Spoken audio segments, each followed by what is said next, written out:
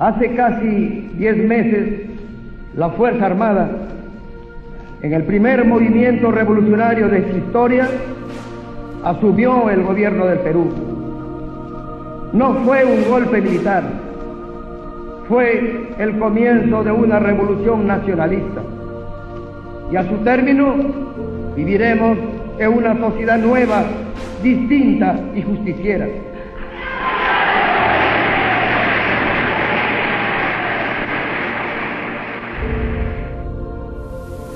hoy en adelante, el campesino del Perú no será más el paria ni el desheredado que vivió en la pobreza de la cuna a la tumba y que miró impotente un porvenir igualmente sombrío para sus hijos.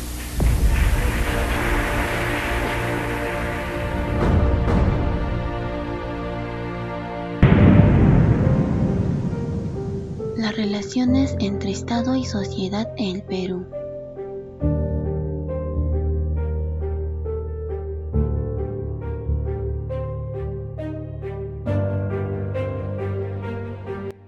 La relación entre Estado y sociedad estuvieron marcadas por una herencia oligárquica ocurrida en el país desde los años 50, teniendo como consecuencia la migración y el modernismo.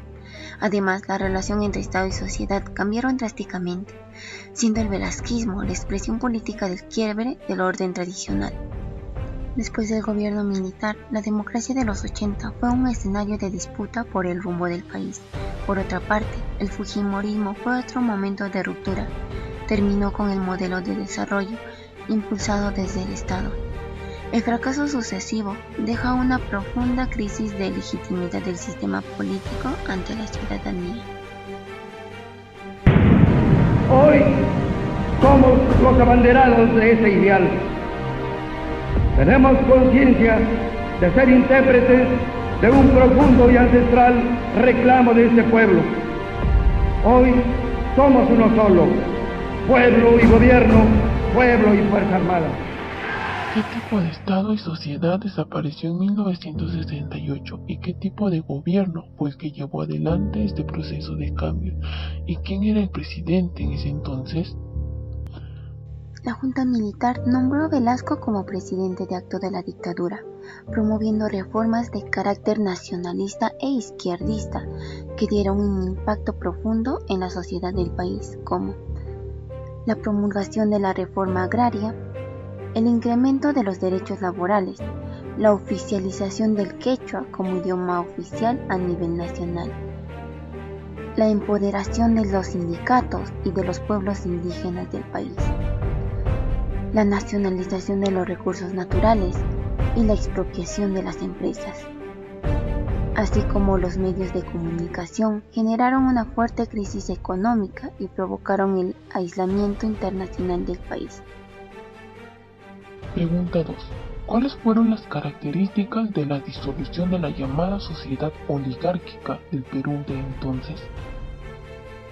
Las características fueron el final del reformismo militar velasquista de 1968 a 1975, la reforma agraria, donde se transfirió las propiedades de la tierra de los latifundistas a sus trabajadores, la nacionalización de las principales empresas transnacionales, la promoción de políticas de industrialización, donde se impulsó el desarrollo industrial por medio de la sustitución de importaciones, la reforma de las relaciones laborales en las empresas, la reforma educativa, donde se dio la superación del problema indígena, la reforma en el sector minero, y por último, el uso de una fuerte retórica con una énfasis en igualdad y derecho de los sectores populares.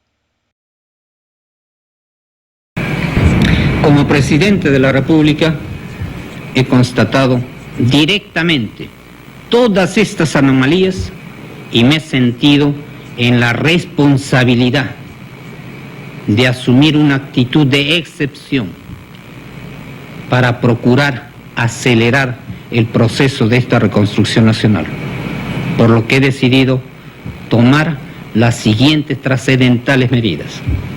Primero, disolver temporalmente el Congreso de la República hasta la aprobación de una nueva estructura orgánica del Poder Legislativo, la que se aprobará mediante un plebiscito nacional. Pregunta 3. ¿Cuál es el papel de Fujimori en la constitución del Estado posterior a 1990?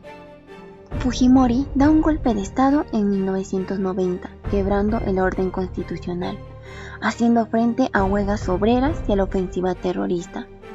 La suspensión en la práctica de la Constitución Política de 1979, sustituyendo el gabinete. Además, diseñó un traje institucional a medida y a golpe de tal a Sendero Luminoso. Dio frente a la guerra del CENEPA con Ecuador y a la crisis de los rehenes de la embajada japonesa. Se dio nombramientos y tuvo un papel principal en la operación Chavinguantar, así como se elaboró una nueva Carta Magna en 1993 y finalmente las luces y sombras del neoliberalismo económico. Pregunta 4. ¿A qué se refiere Martín Takana cuando afirma la crisis de representación social se expresó luego en una crisis de representación política en el Perú después de 1990? Se refería a que los partidos aún pensaban que la mejor manera de poder llegar a la sociedad era por medio de los grupos de interés. Además, el Perú vivía en un proceso de polarización, donde los grupos sociales lo que buscaban era opciones de centro. Asimismo, el vacío político que dejó la izquierda dividida y una derecha que pedía una reforma neoliberal. Por otra parte, el poder Fujimori lanza un programa de ajuste en 1990, pensando que se generaría una respuesta incontrolable de la sociedad, lo cual no pasó. Y por último, los conflictos de 1991, donde muestran el final de la dinámica movimentista. ¿Qué significa la afirmación de Martín Takana? El debilitamiento del mundo organizativo no solo se dio en el mundo popular, también en el ámbito de las organizaciones empresariales. En los años 90, que estuvieron gobernados por Alberto Fujimori, época en la cual los gremios empresarios entraron en conflicto, lo cual Takana hace referencia a que las reformas neoliberales trajeron cambio en la estructura y composición de los grupos de poder, afectando al mundo popular y a las organizaciones empresariales, lo cual los principales grupos empresariales ya no son nacionales, y en todo caso los sectores nacionales están asociados minoritariamente en el capital transnacional, como Confiep, CPT, Luz del Sur, entre otros. This is Peru in the 20th century, but it could easily be Spain in the 18th. Una hacienda gigante, la hacienda Sil, que tenía 200.000 hectáreas. Ninguna persona tiene derecho a tener tanto. Los indígenas todavía eran esclavos en las grandes haciendas. Pasar un noticiario sobre cuándo la mitad del cine aplaudía y la otra mitad pifiaba, pateaba. Era una guerra civil. Según el propio testimonio de Bellabón, de él se acuesta temprano, seguramente con su pijama, y alrededor de las 2 de la mañana es su hija quien lo alerta de que escucha tanques. Yo estaba en mi casa, descansando, y llaman por teléfono.